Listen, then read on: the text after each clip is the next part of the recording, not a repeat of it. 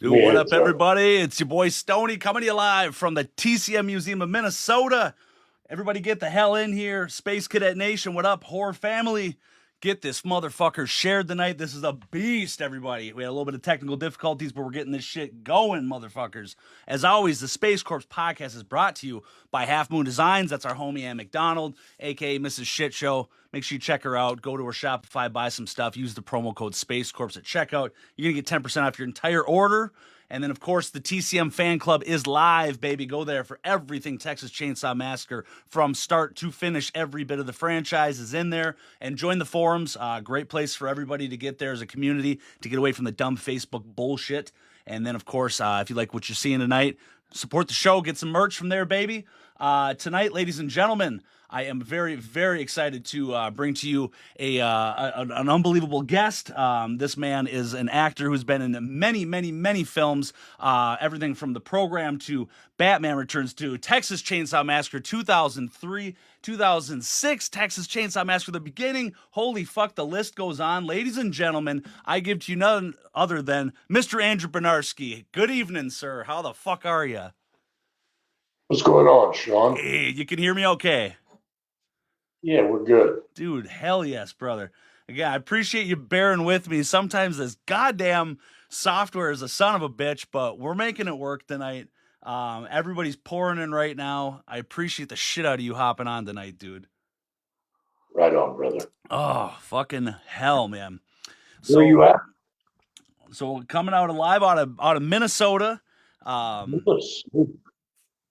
You know, it's finally not freezing our nuts off weather. So now it's wet and fucking rainy and relatively not nuts off. But it's still cold as fuck. Dude, and you're down in California, right? So how's it down there for you guys? It's beautiful today. But the last 2 days have been crazy. We had snow the last 2 mornings in a row. Really? Like 2 inches on the ground, and then by like noon, all the snow was gone, and it was bright sunshine for the rest of the day. I was like, this is fucked up. Dude, I spent a little time up in in Colorado in the mountains. It's like that too, man. It's fucking summer. It snows in the morning, but like, don't worry about it. It's done by 11 o'clock or whatever, you know, and move on with the day. Right on. So what are you into? So we got a bunch of people pouring in, man. This has been a big event coming in. So as a part of the show, I definitely like to kind of, read people's comments. I'm sure a lot of people got awesome questions for you and shit like that. We're just going to shoot the shit and talk about whatever, brother. Cause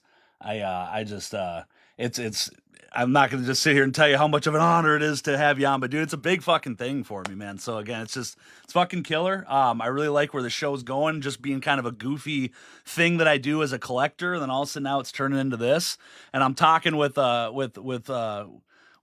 big dog such as yourself, dude. It's pretty fucking dope, man. We got Sean Fuller's in the house. Sean Heim, dude. Everybody's saying what up to you. Nikita, Benjamin, everybody. Dude. What up, Sean, Nikita, Benjamin? Hell yes. What's crack? Dude, that's right. And so Andrew's being a good sport for me right now because we're doing a Facebook call and he's not able to see my my stupid ugly face on the camera. So I guess lucky him tonight, but we're fucking making it happen. Oh man. Yeah, so I got some stuff I definitely wanted to, I'll have to send you some pictures and show you, but I was bringing out some of the big guns, some of the TCM pieces. I got the new statue that PCS Collectibles just came out with, like the $1,000 statue of you that just dropped like a month ago, man. I don't know if you've gotten to see those things yet, but they're a fucking work of art. I saw one probably a year ago. It was $1,000. I don't know if it's the same one. Yeah, they had it on pre-order for a long time, and now it finally just came out. So everybody's finally getting to unbox and check them out. It's fucking How do you like awesome. it? It is incredible, man. And you know what? You know how like when people spoil like a movie for you ahead of time, they give you their fucking 2 cents, and you're like, I didn't want to hear that going into it. Some people were putting up pictures ahead of time of what it looked like, and their lighting was terrible and all this. And I started seeing pictures, and I went, oh man, like this doesn't look that good. And then all of a sudden, I had it in person, dude. I unboxed it on one of the previous episodes. It's fucking killer. It's Oh, so worth every penny. well, congratulations, man. It sounds like it's really cool. Can't wait to see. It'll be better when I get to see you in person next time we run into you at a con and get this fucker signed, man, because it's begging for that chainsaw blade to have you on it. Be glad to do it for you. So I see kind of got like a new profile on Facebook and stuff, which is great because it's like it seems like I hadn't seen you around in a little bit. Are you kind of making a presence where you're gonna start doing some conventions and stuff again? I was using IG and then I got suspended from IG. Oh, So back to using Facebook because it's basically my default right now. So that's what I got. Yeah, I'm always wanting to do conventions. I get some guys out there looking at some stuff for me. So see what, pans out. But I'm eager to meet everybody and can't wait to and, do some more shows. it's gonna be fucking killer to see you back on there. They had if you remember last fuck, I don't remember if it was in the summer, but in Chicago there was gonna be the yeah, that fucking thing that fell apart at the last minute. What the hell did they call that? What was that fucking thing called? Mess. Yeah. Yeah, Uh, that was disappointing. I got yeah. Here, I'm gonna show everybody too because the one thing that happened that came out of it, I ended up getting the wrestling belt that was going to be for the Leatherface, the pro wrestling event. Yeah, the Midwest Gore Fest. That's what that fucking dumpster fire was Yeah, called. that fell apart very last minute. Yeah, dude, it was such a bummer. Like I think it was all on the guy or something that was putting it together. I think he had kind of a shady past with burning some other conventions to the ground. Go figure. Denny Sawyer says, "Hey man, he hopes you can come back to Niagara Falls." Um, Yeah, I love it over there, man. Bryniarski Falls is a great show. So, Chris wants to have me back. I can't wait to be back. Fuck yeah, dude. And like you say, Chaz and the Crypticon. I mean, goddamn, dude. I'm trying to work every fucking angle to get at that guy's ear and say, "Come on now." Yeah, he's cool. We always, he has partners, so I don't know them. Maybe that's what's holding it up. But great show, great guy, and Yeah. yeah, it's a long time. Did you do the Crypticon in Minneapolis ever before? I think they've been doing it for like Yeah, 16 years. I think I did the inaugural, Mm. uh, way back in the day, but I definitely did one when it was just, the original OG one that had on these other shows. Hell yeah. Yeah, it's cool because I mean it's the only one we get up here really. Like there's a couple regular like conventions, maybe like an anime or something, but like we get one nice horror convention, and it's smaller scale. It's not a big blowout budget like Texas Frightmare or something, but it's a cool venue, man. I mean it's inside of a hotel, and there's a bunch of different like rooms, and I've never, it's you know I've never done Texas right. really.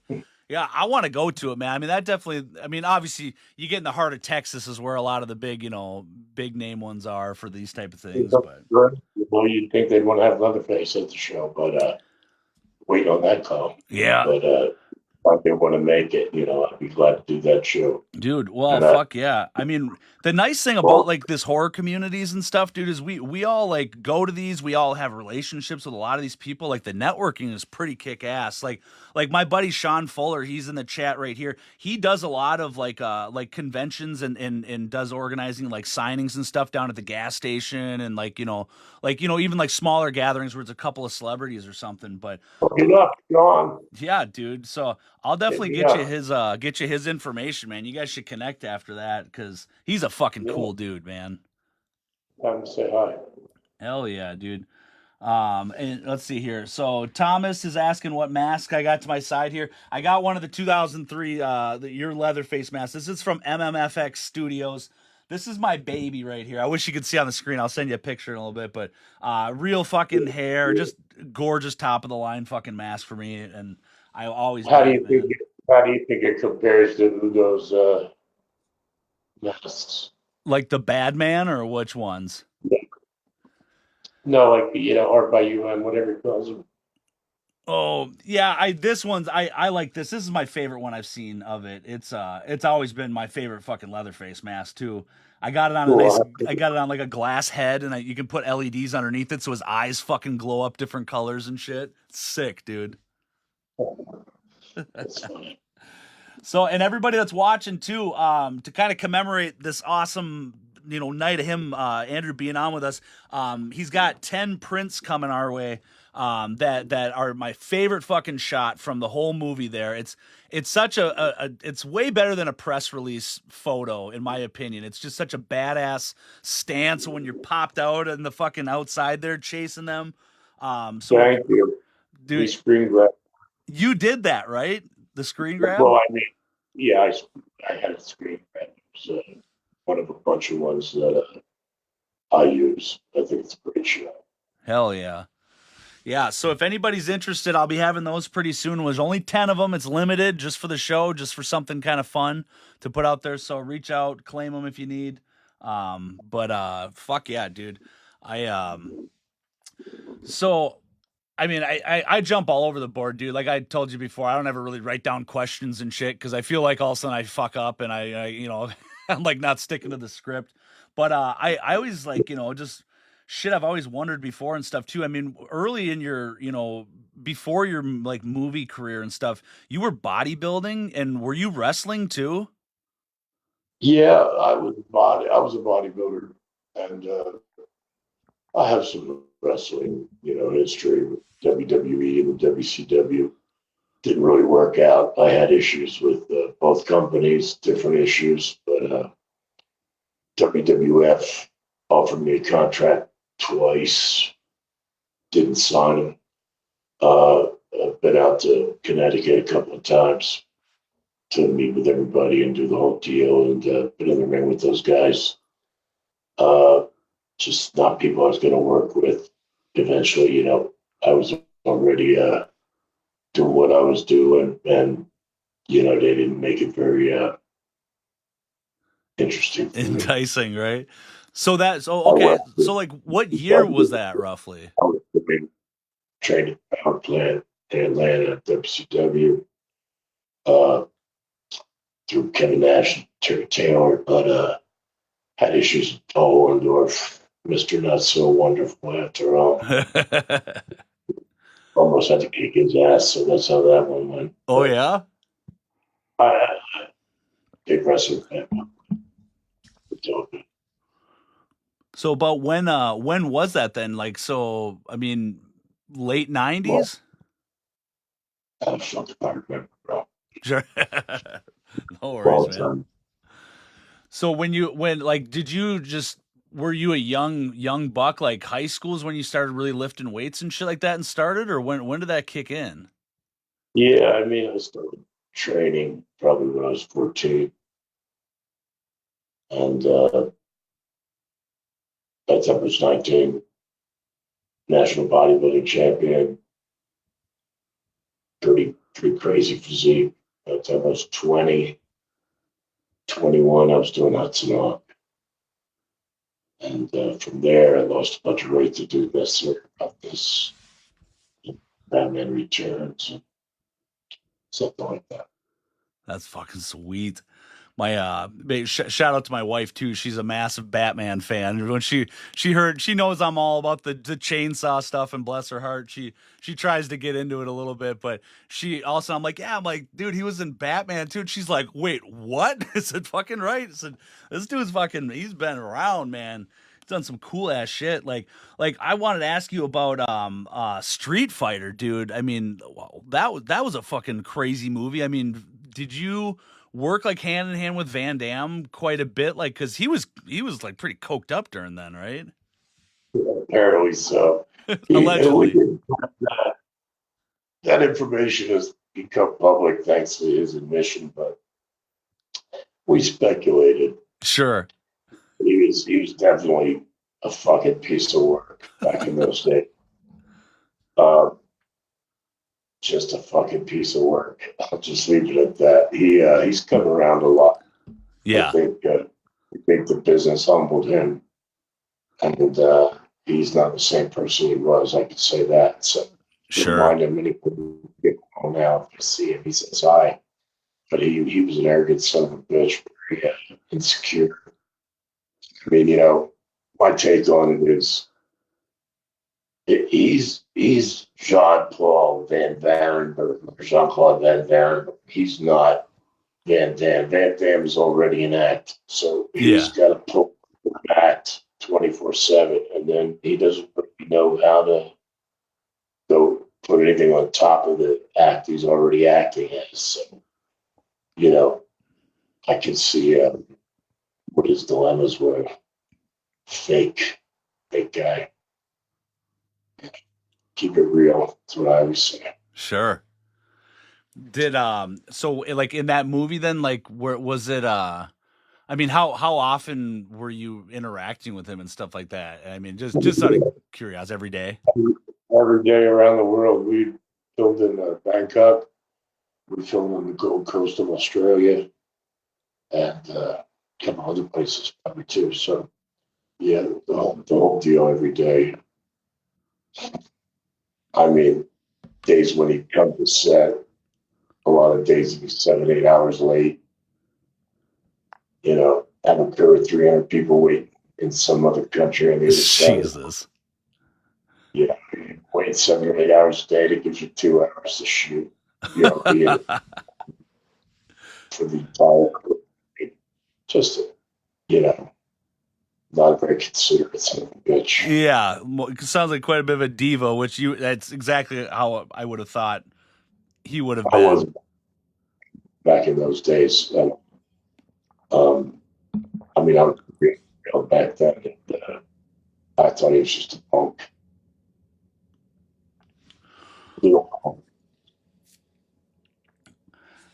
So Benjamin's asking, he wanted to ask you, how did they give him the hunchback on the muscle suit man dying to know? He's dying to know.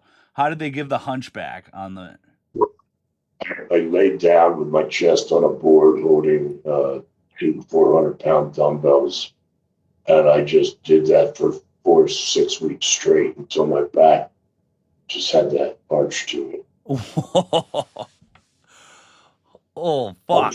I'm thinking with you, bro. There wasn't, all right. People think of big budget Hollywood movies. This is not a big budget Hollywood movie. It's a low budget Hollywood movie. And here's what a fat suit is in this movie. So is two pillows sewed together with two pieces of fabric connecting the two pillows. One went over the front, one went over the back. And that's your fat suit. And then I had layers and layers of clothes. And my physique kind of pushed the pillows into whatever position they were going to look cool at. And then I'd lock it down with the apron and tie it off and keep it in place. I mean, it wasn't rocket surgery or anything like that. Sure. Pretty simple stuff. I mean, it looks like I have a hunchback. Hey, I have a fucking big fluffy pillow on my back. Around my neck. There's the secret, Hollywood secrets. Love it. Is there anything from either one of those two movies that you still have? I had articulated sculpture done by KMD and the bullshit, just pillows. That's it. Just pillows, baby. Real red. So is there anything from either one of the two Chainsaw movies that you still have that you kept on to, any piece of the wardrobe or, any keepsake? Nah. They I wasn't really interested in that sweaty fucking nasty foul stench fucking emitting cop. It was like really right. I mean, you have no idea. I'd sweat for a week straight, 14 hours a day, and then they'd put it in a black plastic garment bag and zip it up and throw it in the trailer. Oh Christ. Next day they don't zip it, and there'd be steam coming off of it waiting for me in the trailer. So I wasn't trying to keep that. And the original masks, they were shot. They were latex, and they wanted to repaint them every day. And wow. Michael was doing Bad Boys 2, and he was looking at the dailies and saying, "Paint it more blue, paint it more green." Next day, he'd say, "Paint it more orange, paint it more yellow, paint it more blue." And they were all alcohol-based paints and acetone thinners and things like that. And when you use that on a latex mask, you're basically eating holes into it every day. And then the condition of the original masks, they were really like unrecognizable pancakes. Michael Bay has one in his office, and they pointed it to me in a frame and said, "Yeah, what do you think of this?" And I was looking right at it, didn't even know what the fuck it was. Really? What is it? They're like, "That's your mask, man." And I'm like, not even fucking guessed. Jesus. They don't resemble, the masks people are making, the good ones, they look great. But the original masks, they don't look like that at all. They're shot. Sure. Unbelievable. Well, I mean, fuck, I can imagine how many times you took that thing on and off every day. I wasn't allowed to actually do that. I wasn't allowed to touch the mask. Really? They had Scott Stoddard and Brady Holder. They would be in charge of the mask, and they'd have to come running over to me and take it off, every time they got cut. I had to take that fucking thing off, and a column of steam would pour off the top of my head. Yeah, especially with the Kemper mask being made of silicone. Yeah. Full go like I did that thing. He literally, I had columns of steam like off my fucking head. It was scary. Fuck. Well, I could imagine then for you doing the movie 3 years later with it being like a half mask, that had to have been like, oh, thank God, right? So much easier to wear, right? I mean, yeah, it's easier to wear, but there's a wig and there's a lot of under makeup, that gimmick, like, to do it right, like we did it every day. Oh, yeah. Oils and paint jobs and little silicone lumps and bumps and all kinds of details. I don't know if maybe it's easier to just throw a mask on. Yeah. No, that makes sense.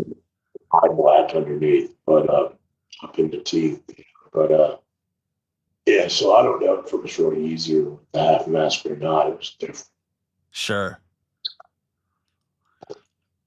So a personal question I've always wanted to know too, because I've always really admired Arlie Ermy a lot. How was it with him? I mean, he seemed like he'd be a great fucking guy, in real life. Yeah, for sure. Yeah, he was awesome. I loved him to death, and I miss him greatly. So, it sucks that we lost him. Yes. What can you say? Do you guys ever, go out and go kill a couple beers or anything afterwards? I mean, was there like, it's kind of family type of bonding, outside of that? Just 100 locals. We would just go out and kill a couple people. I like that better. That's No, I don't know. I'm not a big drinker, and I would, if he, even drank, but be sure to. His routine was he'd drink black coffee, smoked Marlboro Reds, Yes. and put like a whole pouch of Red Man in his face all at the same time. And he wouldn't spit, and he'd swallow the juice while he's smoking Reds or drinking coffee. Oh. I mean, that motherfucker was like, you want to talk about true grit. He was a leatherneck. He was a Marine. He was a tough son of a bitch. I tell you what, I don't know why anybody would do that, but that was his routine. Wow. That's fucking brutal, man. I agree. Yeah, I mean every autograph you ever see from him, he's got Semper Fi on there. I mean, he's, you tell he's very, very proud of his service, and as you should be.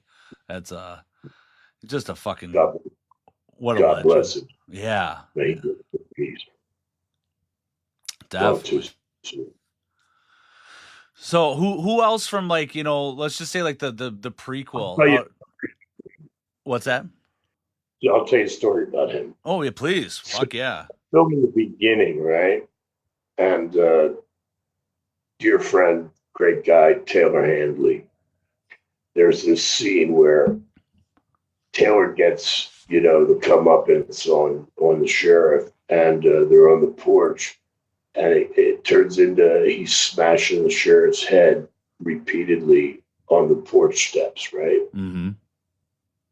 Well, Arlie had just lost his mother, and he flew out to bury her. And when he came back, that scene was up, and I was watching him shoot it from the side, and I was like, he's smashing his. And, Taylor was young and green. He's a sweet, super solid guy. But I could tell he was smashing Arlie's head into the stairs. Whoa. The wood porch. And Arlie was just going for it. And, like he wasn't. And later, Arlie admitted, he goes, yeah, well, yeah, it's just how I was feeling, at the time. And I wasn't going to say anything. He's a great kid. He's a young man. He's got his whole life and career in front of him. And if I had said anything about it, that probably would have been at the end of that. So, it was good for me. Whew. But you know what? I mean, he's a man of integrity. He was a man of integrity and a man of principle.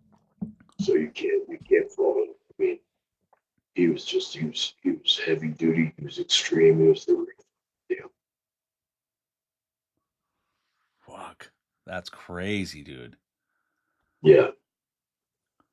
Yeah, that is crazy. I'm not the one outside of that.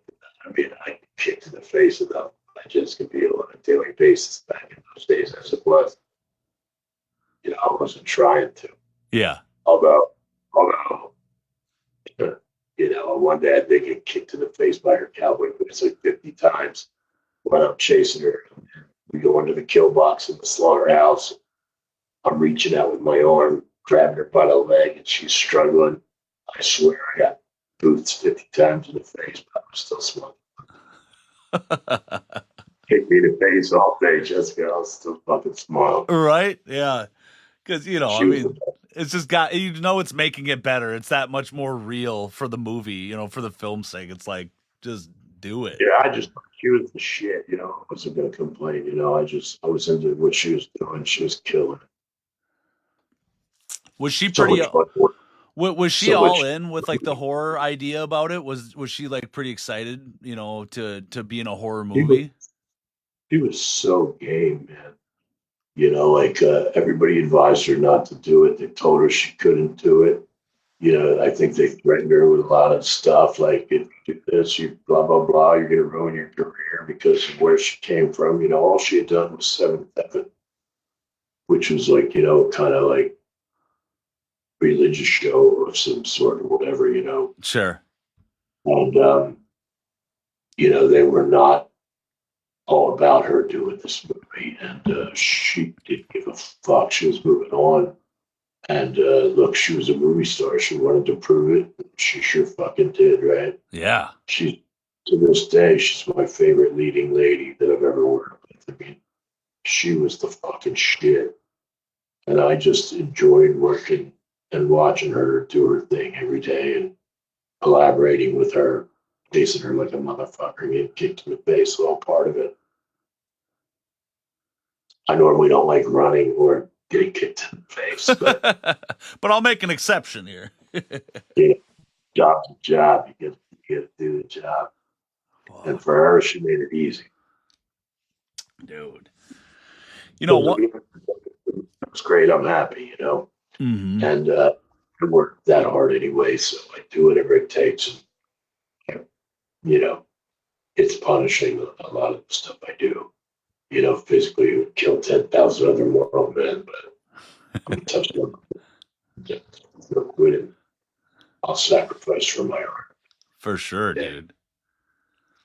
Especially if it's worthy. I was really big on doing Leatherface right and Chainsaw right.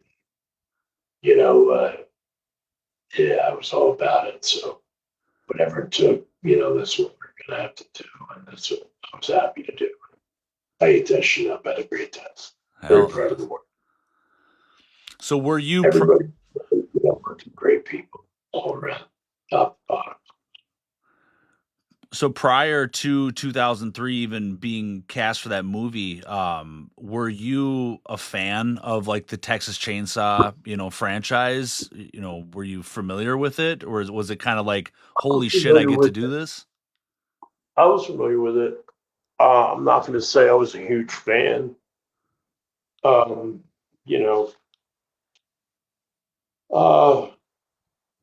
there weren't really a lot of good horror movies. Like, you know, when I was coming up, I was the first film that really blew me away was Nightmare on Elm Street. And I was Okay. at a theater. I saw it in the theaters, and it was fucking sick. We loved it. And then we got Basket Case next.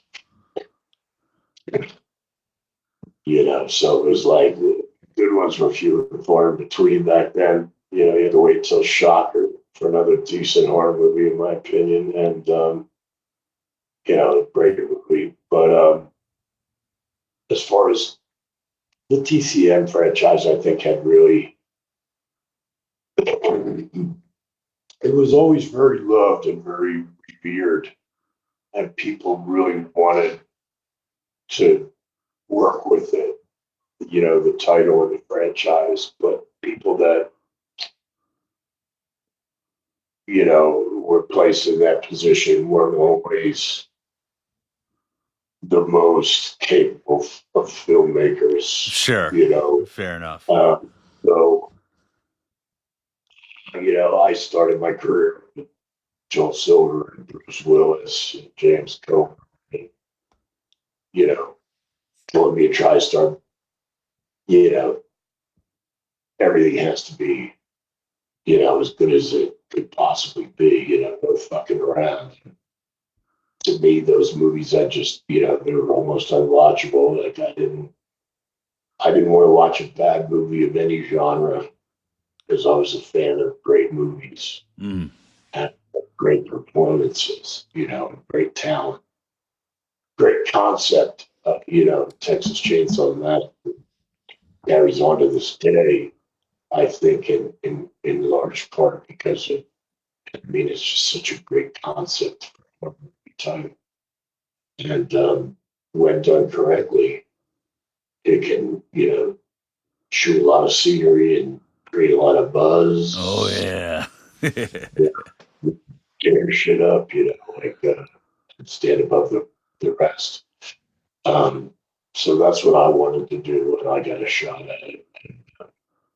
You know, I take my work real serious, and whatever it is I'm doing, I give it 110% for the film. You know, like I'm like a guitar player that, you know, plays for the song,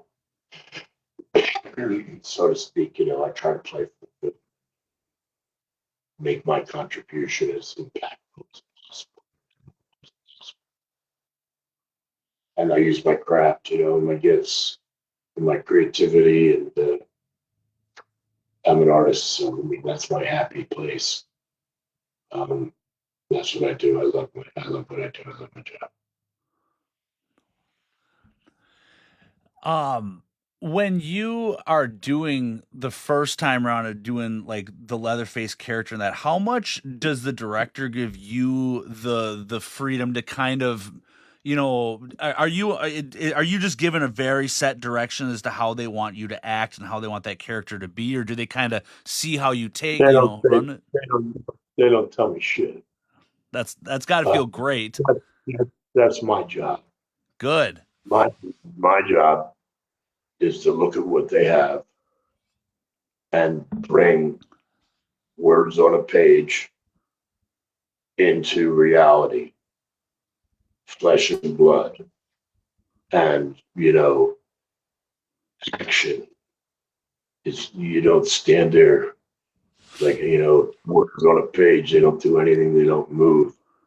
If you don't bring words off the page and bring them to life, you just stand there like a fucking page of words Sure. and not either. So, you know, I I I channel what I feel the character is going through, and who that character is shows itself from there because it's real, because it's a real person going through the steps, going through the motions.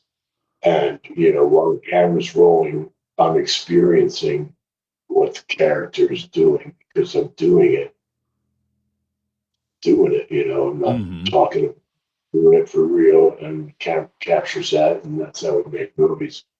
Um, but, you know, I just come to kill shit. And when they yell cut, I mean, they usually shoot the rehearsal because I usually know what I want to do. And I go in and ask them what they're thinking first. Mm-hmm. They give me ideas that they have. I compute those with my ideas, and my plan comes from that. And then we'll usually shoot the rehearsal so I'm ready to go. And, a lot of times they get lucky and they save time and money that way. So it's pretty quick. Oh, for sure. What I need from everything I do is big pop. If I go and have an idea of what needs to be done and I go do it my way and I knock it out of the park and I hear the roar from behind the camera from everybody on set, and, then I know Mm. it's good. We can move on. Until I get that, then maybe I didn't do as well as I could have. And then I'll start having other ideas. I'll go look at the film. I'll see what it looks like, on film, and I'll take notes from there. And if I missed a mark, if they want to, make sure something's in frame at a certain place, and things like that. That's more technical stuff. And I always look to my director and my DP for technical directions and instruction and guidance that way. As far as performance goes, yeah, nah, that's my job. Sure, I do. So, it's my name going on it. It's my work into that. That's my little contribution. Mm-hmm. Yeah. They do, I do what I do. I'm not really asking people what they think they would do because they're not me and they're not doing it. Sure. So it has to fucking kill. And when it does, then I'm happy. I can go on, drop the bat, walk the bases. Well, and then obviously, of course, they fucking loved it because they bring you back. So that's where you're just like, that's you can't get more validation than that. We'd love to have you back again. All right, fuck yeah. Where's the contract? If only they were that enthusiastic. I'll tell you what, it was a fight for me to do the second one. It was a struggle. Really? I didn't get what I deserved, as a performer on either one of those things because, Michael wanted all the money. That's why he was doing these low budget horror movies so that he could be Jerry and hire markets like him. Like Jerry hired him to, make me a great movie, like you make great commercials, and I'll keep all the money, and you can be famous, and other people will pay you in your next job. Oh, okay. So they treated me pretty much like I was an asshole, and was not good with that. And I wanted what I, deserved, and I tried to fight for it and negotiate for it, and it was a fucking struggle. I will say that. And while I was negotiating, they put that idiot in there for that one scene until I see them, just so I would sign the contract and get on with it. So I was in a hotel while they were doing that shit right down the street in Texas in Austin. It's not like he was hired and then he was fired and I was hired. I was already in the process of trying to finish my deal when that whole catastrophe fucking went down. Mm. If anybody wants to know the truth, I mean, everybody's a fucking expert. He's Mr. Big. Yeah.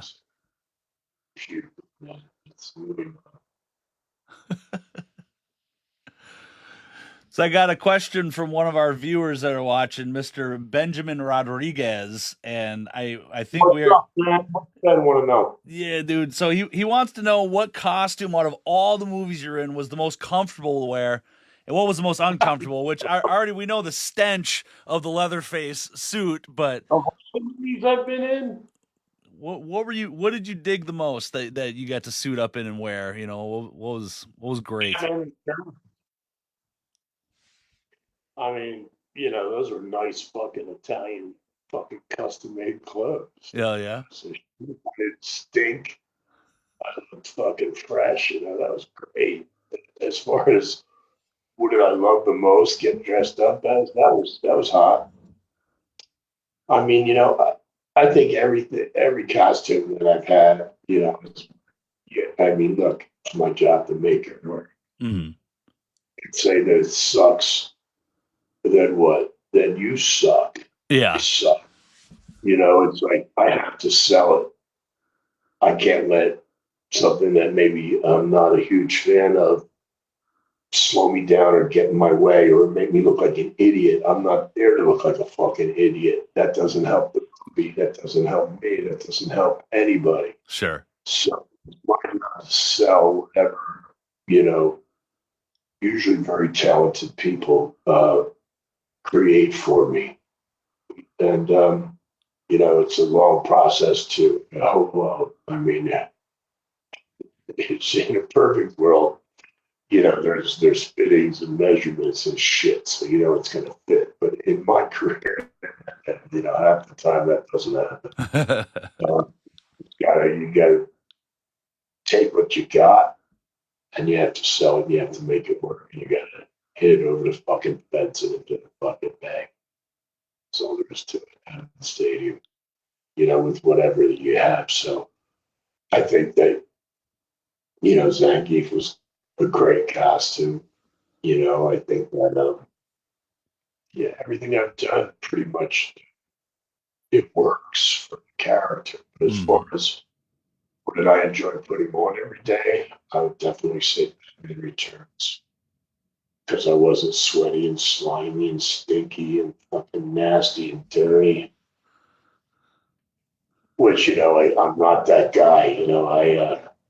This epic beer is very clean. I don't like being the dirt bag, Leatherface is a very big dirt bag. I mean, he is not hygienic. He does not, probably ever shower or wash his fucking filthy clothes. And that's all part of his allure. But the hardest part about the whole thing for me is put that bullshit back on at the beginning of the day. Oh. But once I do, when it's on, it's on. So yeah, right.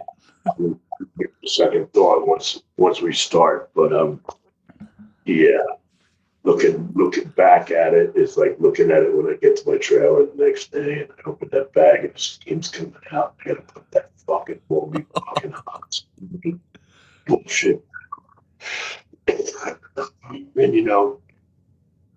it is what it is. I don't blame anybody. Just Kevin, so Mm. it's just I'd see Jessica Biel get rack after rack of designer clothes, fucking wheeled out to shoots. We did after the movie to promote the movie, and I'd unzip that fucking black bag in the corner and watch the scene. It was literally covered with fucking black mold after we had to make some publicity and shit. And I hadn't seen that thing. They just thrown it in the bag for a few months.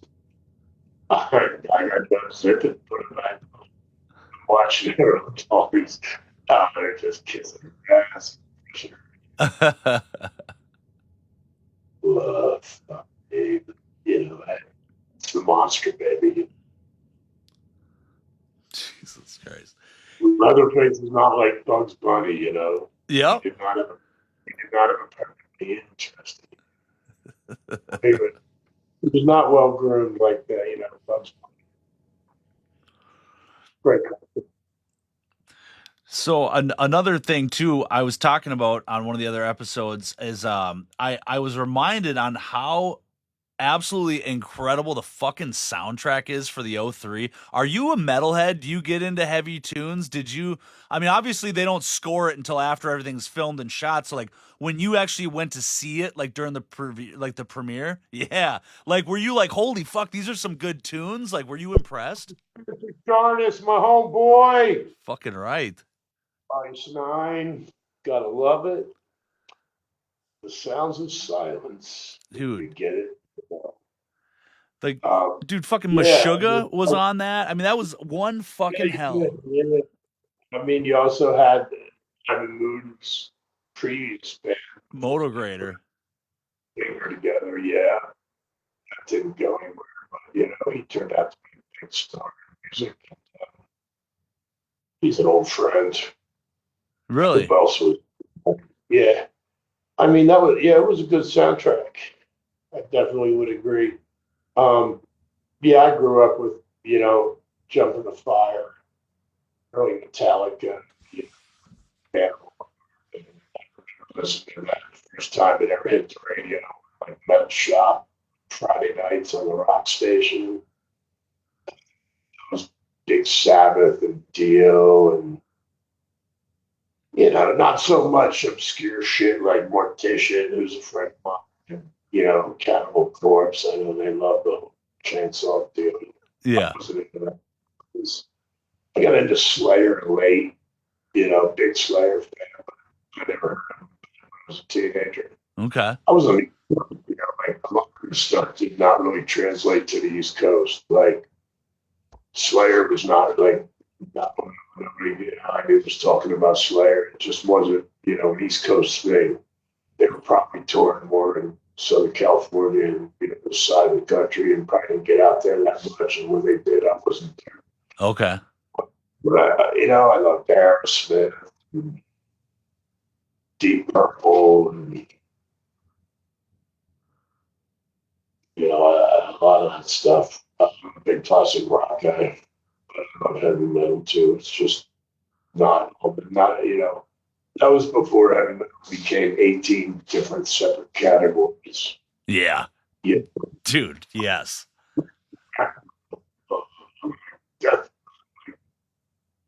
There's nothing blacker and more death about metal than Slayer. If it ain't Slayer, it's gayer. You know what I mean? You're not. So why bother? Why do you have to? Blast beat, break down, fuck all that shit. Write a fucking great, catchy fucking riff, fucking pound some double bass, and fucking run like hell with that shit. Yeah, dude. But it was Society, fucking. That's how you do it. Like, I don't know, the kids today, I'm just not down with all the, like metal characterization categories. It's just too much. It fucking rocks. It's fucking Motorhead. We wait a few noises when it's good and loud. Mm-hmm. Solid Motorhead, baby. That's what I'm talking about. Dude, fuck yeah. Yeah, a lot of the new stuff, it's just so like overly produced, right? You know, it's like I want like, you know, you shouldn't have to have, you know, somebody at the boards fucking making your song better. It's just like you should be able to just play the instruments and just fucking make I just a, mean, you know. I like a lot. You know, I love Monster Magnet. They have great production. Yeah. It's not a sin to have great production or have great help. You know, have great people behind you in the studio. I mean, that's definitely something that you want. But you know, there's bands that like. I mean, Guns N' Roses, you could just go lay that shit down and go out there and fuck it up. You know what I mean? For Yeah. sure. Yep. But you know, you still have to produce a fucking record. You know, the appetite is not just everybody rushes into a room, picks up their gear with a bunch of feedback and bangs it out.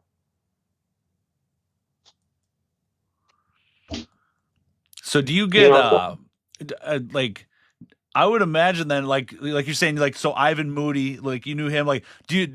I mean, just the fact of your roles that you've played, you've got to appeal to some of the more of these metalhead dudes who are like, dude, I gotta fucking meet Andrew. it's true. Yes. It's universally true. I mean, everybody wants to, you know, they want to meet Andrew or they want to meet Leatherface, one or the other.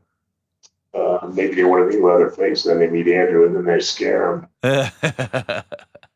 Scared Slayer out of their own dressing room before Jeff wasn't feeling me. He didn't know what the fuck was going on. But a good friend of mine, you know, maybe took over the dressing room a few times. Like maybe I shouldn't have, but I wasn't thinking. I was having such a good time, man. Just bringing people in and giving kids passes. Yeah. You know, just doing what I wanted to do and making, you know, people happy. That's what I was all about. But didn't make Jeff too happy. Rest in peace. Yes. God, man. Yeah, dude, it's just crazy to see some of the people that just go and pass. I mean, it's like, you know, it's obviously it's a part of life, but it's like, fuck, dude, just like you just take some of that shit so for granted. And all of a sudden, like, you know, Arlee's Yeah, gone, you no know. problem, man. You know, Yeah. don't look at me. I'm old as fuck. Got the Gandalf. Gandalf wishes he had this fucking beard. It's fucking monstrous. But very unique beard, huh? Dude, I might be dying mine. I'm gonna try to get a jump start on it, man. I'm fucking loving it, brother. Fucking thing. Well, you want my advice? Yeah, let's go. Well, Let's get all some right, well, beard advice from Mr. when Bryniarski people here. say, "Oh, you know, I can't grow a beard," I've tried. I'm Yeah. like, okay, well, here's what I suggest. What kind of razors do you use? I don't use anything. Okay, well, then they'll answer, and I'll say, "Oh, okay. What kind of shaving cream do you use?" And answer, say, "Okay." Now throw all that shit in the fucking trash Yes. and don't fucking shave. And stop listening to your mom and your girlfriend tell you you have to fucking shave or you'll never get a job. Yep. And watch that motherfucker. Uh,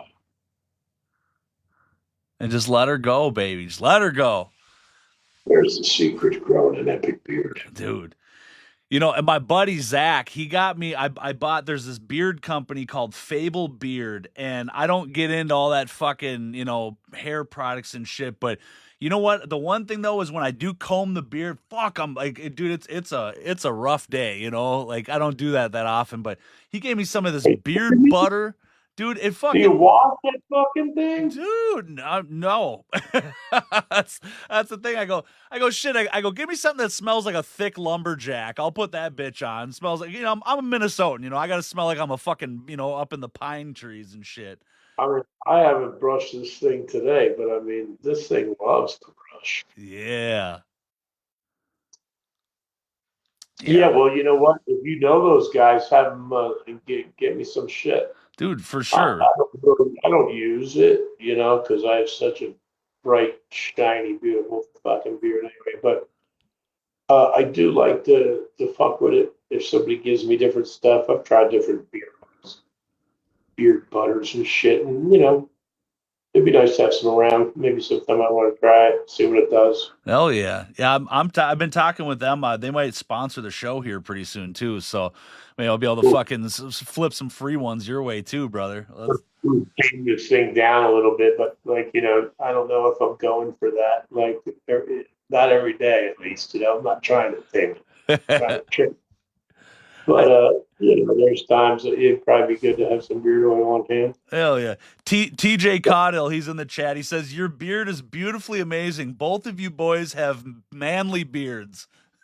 So you do. You are known for your manly beard as well, because I can't see your ass. I have no fucking idea what you look like, Sean, since I got a GoPro webcam fucking Yeah.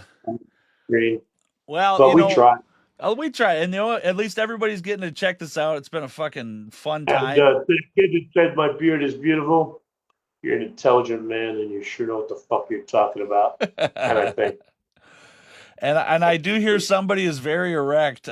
Travis says I have a boner right now, so at least we're doing it for somebody. Yeah. Knock it off, Travis. Yeah, come on now. Take it anywhere you want. It's called no boners after 8 p.m. policy. Grow up. Yeah, that wacky Travis. Travis Kuhn asked, "Did you have anything to do special Thanks for for the your boner innuendo fucking veer off there, Travis? We really needed that during this interview. Thanks. Dick's in the chat now? God damn it, you son of a bitch! Fucking no. Somebody's asking if you'd ever come to El Centro, California for a Comic Con in the future, if they ever asked you to come. Yeah, if they could send me a fucking car. I don't know where El Centro is or how far it is from LA, but depending on the logistics, the promoter, if they're willing to get me out there comfortably, I'd be happy to. Hell yeah. I'll go anywhere, If there's going to be a crowd and there's going to be business to do and there's going to be people that want to come and see it. So it doesn't matter where it is, I'm there. Sure. Do you like flying and shit like that? Like nowadays, isn't it so fucking weird? Like, dude, I'm getting older. I'm like, I'd rather fucking drive nowadays, dude. I stay on the ground sometimes with all this shit blowing up. I don't know. Yeah, I mean, I'm getting to the point where,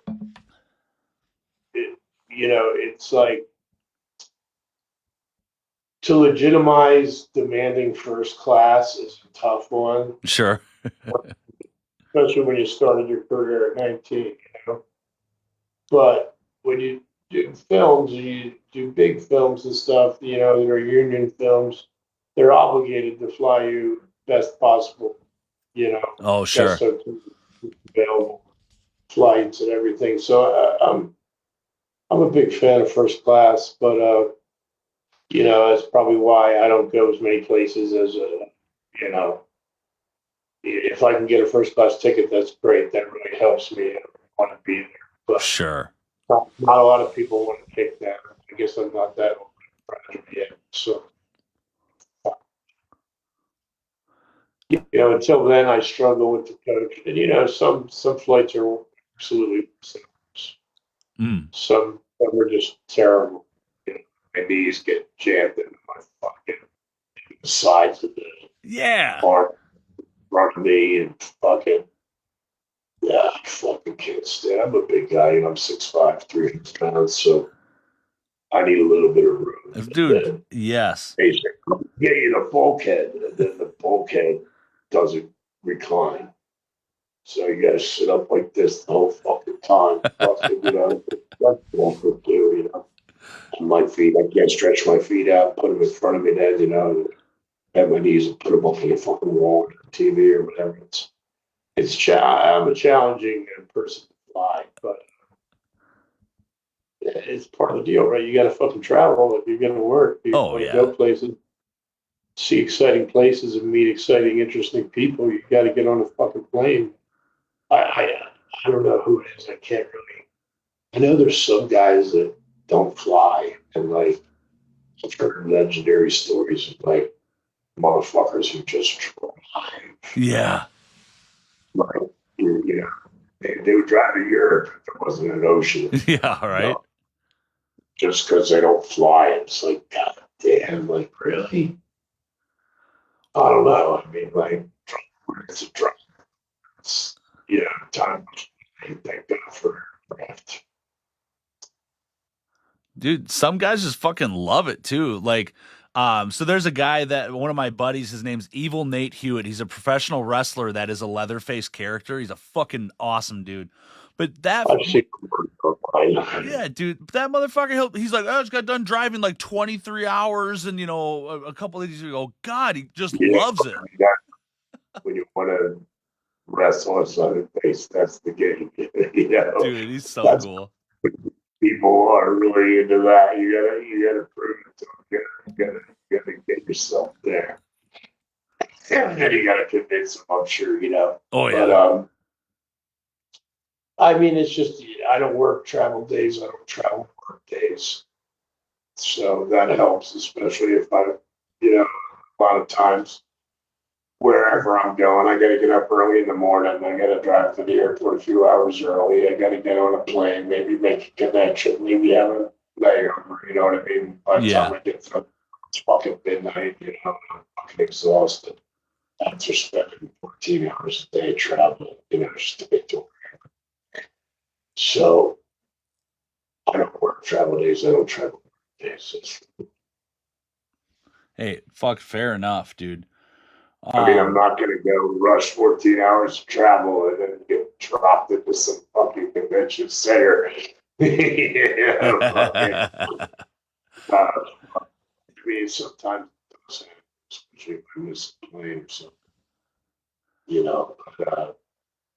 do the best you can. For We all sure. do. So I got one last question here from Travis Kuhn, because I feel this is probably a good question that you get A lot asked. of fucking Travises. No, I know there's You got a penchant, you got a hard on, so to speak, for Travis.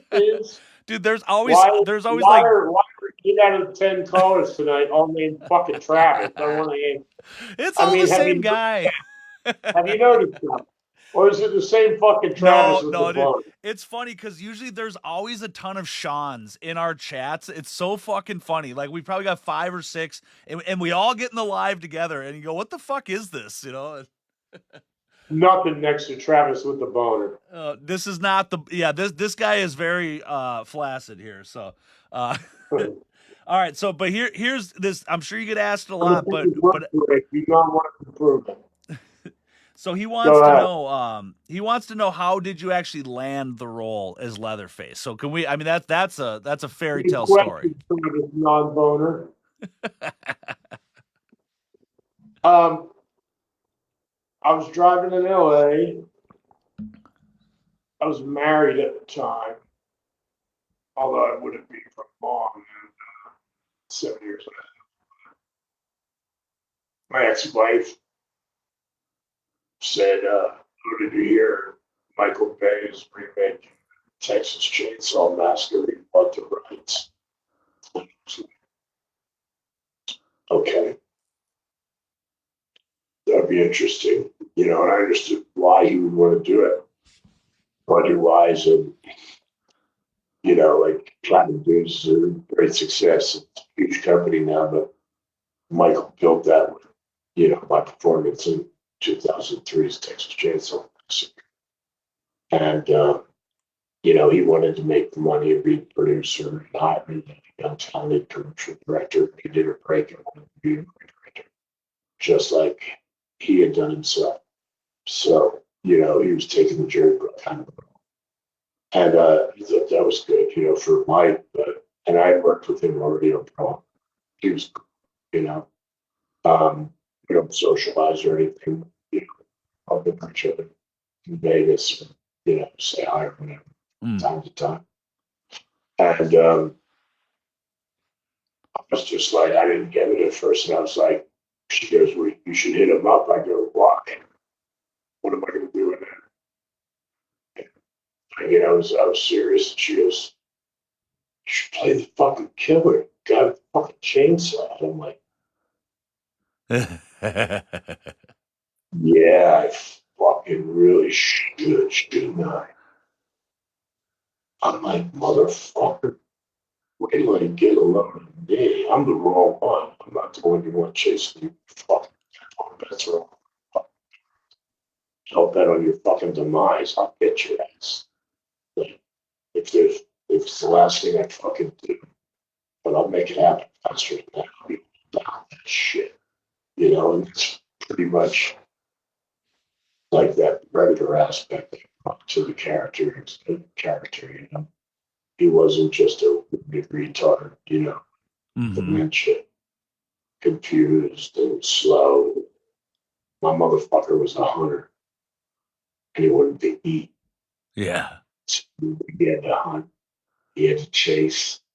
He had to, you know, catch his prey and kill his prey before he could lay him up, throw him on the barbecue.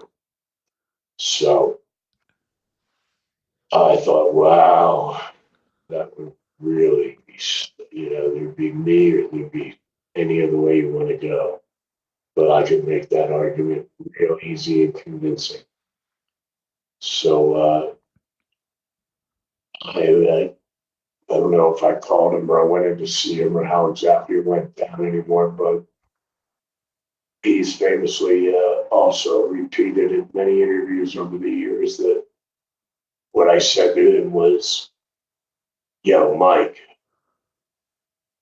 I was born with a mask.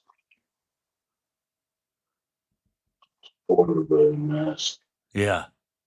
And he was shook by that. He's made it like clear. Like, then Andrew said that. I was like, Jesus, guy, man.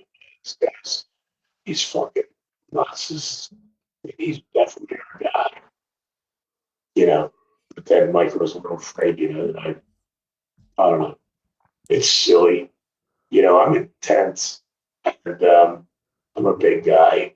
So I intimidate a lot of people that I feel like I wouldn't be trying to intimidate or that I'm not, you know, like it's not a thing for me to intimidate like Michael Bay, but I intimidate Michael Bay. Yeah. You know, I get it. You know, Michael's not me. He's a great guy, but he doesn't have my you know my abilities. So physically, yeah, you know, like it's just a natural thing, you know, predator thing, you know, like hunter killer.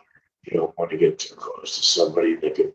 You don't want to get too close to a lion. If a lion can just any second rip your face off. You know, you don't pull the tiger by the fucking tail, Right. especially if you have them in a circus. Trying to tell them to do fucking tricks. You know what I mean? Keep the tiger happy. That's my way I'm gonna keep the tiger happy. You don't have to worry about that tiger. You're gonna be the tiger's friend. You're gonna be the only person the tiger doesn't want to worry, and I'm gonna eat you. Thank you. From the top.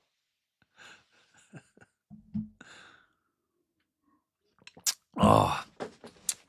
Well, my brother. Marcus is a great guy. I'll say that. Loved working with him. Had a tremendous amount of respect for him. I almost played Jason in his Friday the 13th. The last minute. Really? Originally, he was not the director. Jonathan Liebsman was originally the director. Instead, they went with Marcus, who directed 2003. But originally, it was Jonathan who did 2006 at the beginning, and I was a shoe-in until Marcus got it. Marcus was like, "Oh, I didn't know you wanted to do it. Hey, I'm done." Oh. Battery. Oh. I'm out. Thank you so much, brother. My battery died. All right, brother. Thank you so much for being on, man. Woo! Holy hell, baby. Holy fuck. Well, I'm erect. Travis, we can fucking swordfish later here, baby. Holy shit. I cannot believe that this show is 61 episodes in, motherfuckers. We're talking 2 Leatherfaces have now been on the show. I now want to announce that I have also got Alan Danziger committed to coming on the show in the beginning of May. He's got a new movie, the Weed Hacker Massacre, that's coming out, and he wants to come on. We're gonna promote that. We're gonna talk about it. I got a bunch of cool shit coming on up. Hey guys, that was great, man. Woohoo! Thank you, man. Appreciate you, Ryan Frame. Badass show, Stony. Fucking hell yeah, brother. Dude, you guys are fucking amazing. Thank you everybody for watching this. This was just dope as shit. I'm fucking humbled as shit that again, not only Andrew but Brett Wagner, both guys have been on. Fucking just amazing. So I ain't stopping anytime now, baby. The eyes are getting bigger, and I'm just fucking shooting for the moon. And again, for anybody that's new watching the Space Corps podcast, it's not just strictly TCM. I mean, that's my fucking that's in the core of me, man. The chainsaw for sure, but. Dude, it's anything we want it to be. So we can fucking talk in music, art, whatever the fuck, doesn't matter. I don't give a shit. So I've been talking with like Kung Fu Vampire from the fucking hip hop community, man. He's thinking about coming on soon. Like, just whatever. It's whoever the fuck I want to talk to, man. And I totally dig it. So, if you like what you're seeing, again, ladies and gentlemen, of course, if you want to support the show, the merch store is open. You can get yourself Stoney's TCM Museum stuff. You can get Space Corps podcast swag, baby. Anything that gets sold on here, of course, comes right back to the show. It's greatly appreciated. Never fucking. I don't ever, feel like it's an obligation by any means. Don't ever fucking spend a penny. But if you want to, go ahead, man. And also, I'm going to say for tonight only, I do have Captain Horror back on the on the merch page for tonight only. So it's version 2 of it. So hop on over to the printify.me shop right now if you want to get one of those or something dope. And then, of course, just talking about the sponsors again. Half Moon Designs, true fucking friend of mine, Ann McDonald. She's amazing. She's the better half of the Shango Shit Show. Check out her Shopify. She has got just amazing, top of the line, beautiful quality shit. And if you do decide to buy something, make sure you use the promo code Space Corps when you check out. You're going to get 10% off your entire order. It's a fucking win-win, baby. And then, of course, my big homie Brett has just been pouring his heart and soul into the goddamn dopest website for any Texas Chainsaw Massacre fan. The TCM Fan Club is now live, ladies and gentlemen. That went live on the 1st of April. Everybody has been proven wrong that it was not a April Fool's joke. Fuck that. No, this is legit, dude. This is the end all be all for anybody that's a TCM fan from the first to the fucking last, baby. Everything, anything chainsaw is there. Navigate through, check it out, but also join the forum, man. It's a super dope place. I'm talking, dude, like it's post Facebook as far as what I'm concerned right now, because the fucking community standards and all that goddamn garbage and bullshit, it's getting fucking old, dude. How many people are in fucking Facebook jail and all that shit? Fuck that, dude. Come over to the TCM community on the forum and let's talk the chainsaw, baby. Fucking right, dude. Benjamin says, love Andrew so much, best actor in the world. You're goddamn right, dude. He's a great fucking dude. Amazing dude. He was fucking enjoyable to talk to. Again, we had a little bit of technical difficulties getting him on, but we made it fucking happen, baby. And that's all that goes. So again, I don't know. I'm fucking pumped, dude. Yes, I can't wait to join their club. Dude, hop on in right now. Benjamin, it's live. TCMFanclub.com. It's free. I should say that too. This isn't a membership thing. You don't have to pay. That's not what this is at all, man. It's completely free. But yeah, dude, subscribe, join to that shit. Of course, if you like checking out, yeah, Brett's got it in the chat right there. Perfect, man. So yeah, check him out. Make sure you guys do that shit. I got nothing else to fucking say, man. I'm just going to sit here and fucking fanboy out that I just got to talk to fucking Leatherface. Dude, a nice stat that TJ Caudill said that I thought about.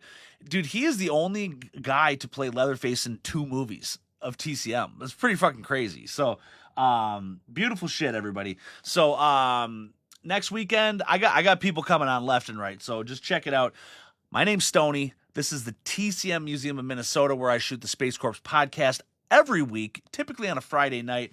Make sure you subscribe, man. I'm on Facebook, of course, and if you can't be here during the live, I upload it to the YouTube channel, so you can always check that. It's just kind of an eternity archive spot, and I'm on all the other dumb shit too, TikTok and whatever. But if you want to get in on the actual live conversations when we do these episodes, check the Facebook right there, /TCM Museum. And of course, we share and hoard this around to all the other fucking horror groups and all that type of shit. But, baby, that's what's happening. Benjamin says, okay, for sure. I'll definitely head over there, man. Whoop, whoop. Fucking right.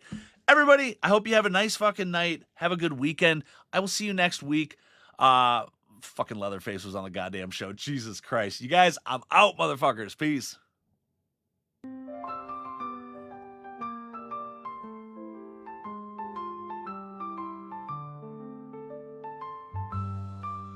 In the vast expanse where the cosmos sighs, drifts an ancient tale as old as the skies. A figure from stories now mythified, Space Corps goes orbiting by.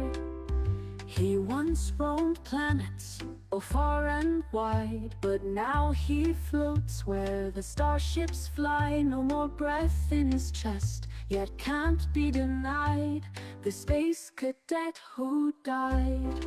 Oh, oh, Space Corps, in the void you glide, a spectral waltz in the galaxy's tide, floating free like a cosmic guide. Space Corps goes orbiting by. Galaxies turn while he haunts with pride. No anchor to worlds, just space to bide. Gliding through stardust, no need to hide. This wanderer who never cried. In weightless silence where time collides, he drifts in dreams so amplified. Mysterious tales on mystic rides. Space Corps haunt so dignified. Oh, oh, Space Corps, in the void you glide, a spectral waltz in the galaxy's tide, floating free like a cosmic guide. Space Corps goes orbiting by.